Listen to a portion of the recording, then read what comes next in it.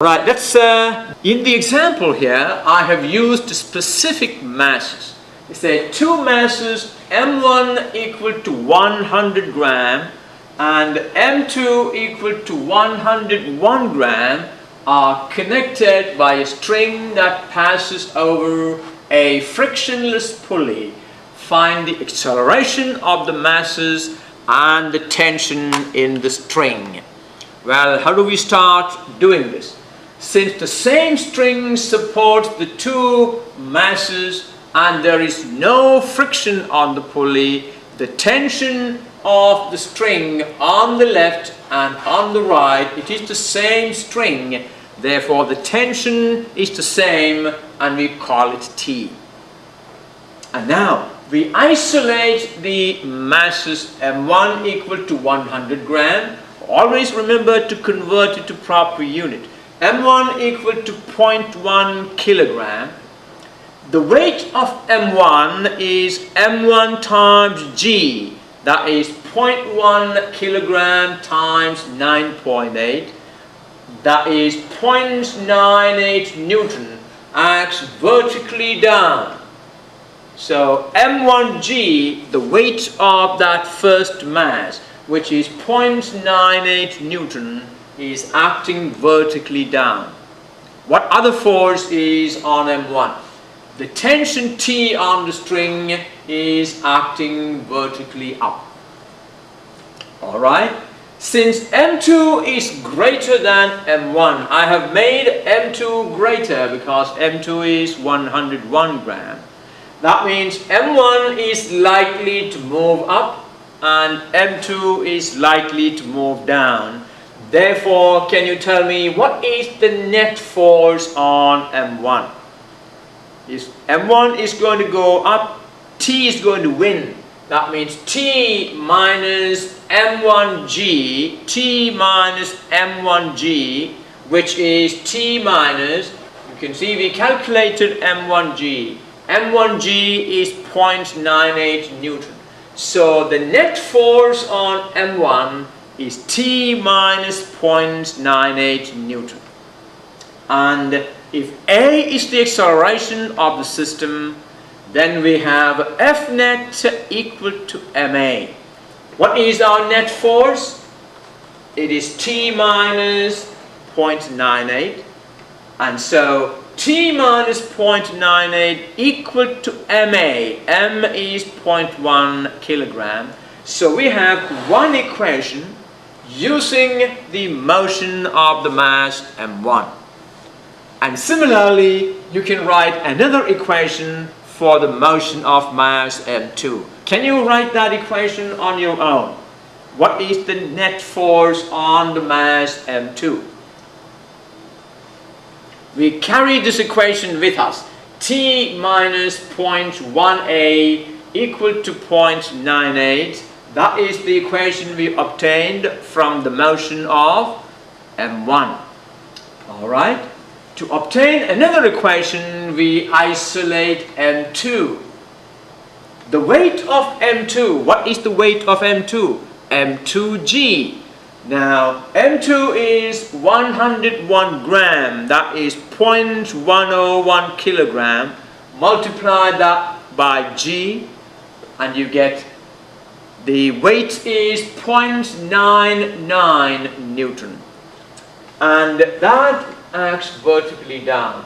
M2G equal to 0.99 Newton is acting vertically down. What is the force on it acting up? The tension T is acting vertically up. Therefore, what is the net force? The net force is M2G minus T, or M2G we know is 0.99. So the net force on the mass M2 is 0.99 minus T.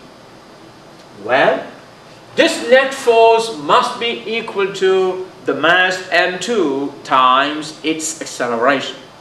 So, you got 0.99 minus T equal to 0.101, and that is the net force on M2 equal to MA, is that right? The net force 0.99 minus T equal to 0.101 times A.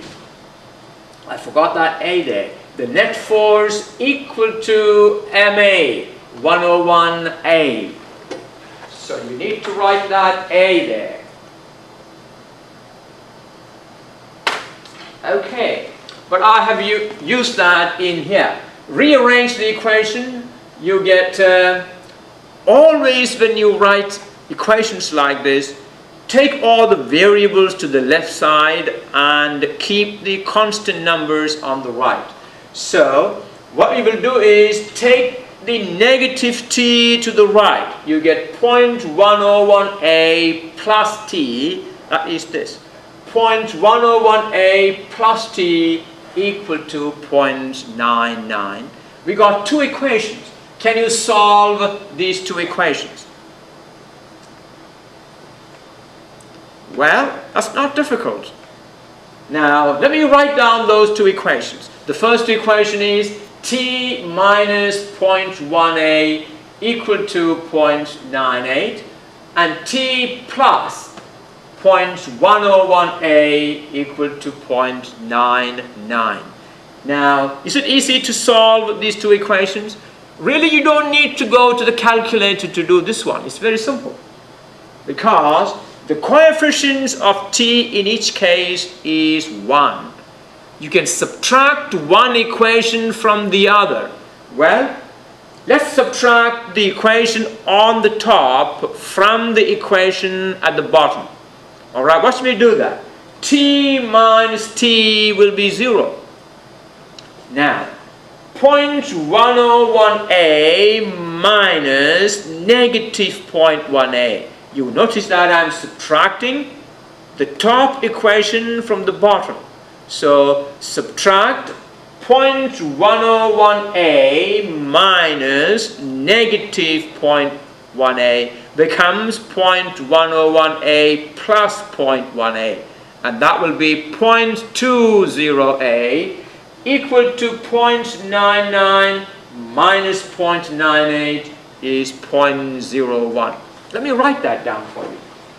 So, subtracting the top equation from the bottom, we get 0.101a minus negative 0.1a equal to 0.99 minus 0.98, and that will be 0.101a plus 0.1a equal to 0.01. Did I get it right? Okay, now that gives me 0.201a equal to 0.01, and now you can calculate the acceleration. A simple way to solve this equation. So solving these equations will give t equal to 0.985 Newton and the acceleration a equal to 0.05 meter per second squared. Well, I want you to do this on your own. Solve these equations on your own and make sure you get these values. If you don't get them, let me know so that I can check my values. Alright? Always make sure that any calculation that I do, you recheck it. Okay, and this is an important class of problems in physics, connected masses. In fact, it is a setup like this that was first used by somebody called Atwood to measure the value of acceleration due to gravity. Now what he did is, let me show you what he did. To do the experiment to measure the acceleration due to gravity, let's look at the theory again. If this is m1, the net force on that will be T minus m1g, and that will be equal to m1a. Similarly, the net force on this will be M2G minus T equal to M2A. We got two equations there. Now what happens if I add them? If you look at this, adding them, T and negative T will go. So on the left side, I have M2G minus M1G. And I'm going to write it like this. G times M2 minus M1 equal to, we added the left side, add the right side, we get A times M1 plus M2.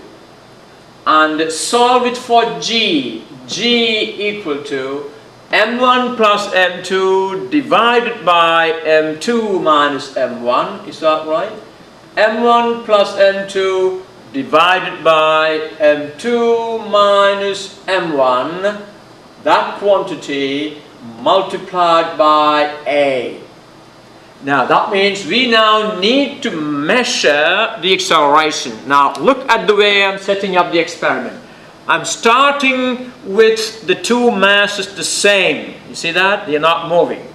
And I'm going to make M2 100 gram greater than, I'm putting 100 gram there, and I'm going to take it to a height H. And this height I just measured is 45 centimeter. So let me write down that for you, if I can find my marker. The height H equal to 0.5 meter. Okay. Now, if I let it fall, it is going to fall through this height. And I'm going to measure the time taken for that to happen. Let me get my stop clock. I'm using an old Chinese clock here, and it's not going to be very easy to measure the time. So I'm going to take it to the height H. Alright, let it go and start the clock. And stop. Well, it's a very small time. I measured the time as 0.7 second. Now, you know that when an object is allowed to fall through a height H, that H will be equal to 1/2 AT squared. Therefore, that A will be equal to 2H divided by T squared. Alright, so what I'm going to do is replace the A here. Look at this, I'm going to take off that A there and write it as 2H divided by T squared. Now let's calculate G using these values. M1 plus M2. Now there's 100 gram, 100 gram, 100 gram, 300, 400, 500, 680 grams is all together M1 plus M2. So I'm going to say that will be 0.68 divided by, what is M2 minus M1? 100 gram. And that will be times 2H, 2 times 0.45 divided by T squared, 0.7 squared. Can you calculate that for me? Well, I'm going to calculate that along with you. 0.68 multiplied by 2 times 0.45 divided by 0.1 multiplied by 0.7 squared. Well, that gave me a fairly large value. That means the time. Now, I thought my time was very close to 0.9 seconds. Well, if I change that time to 0.9 seconds, well,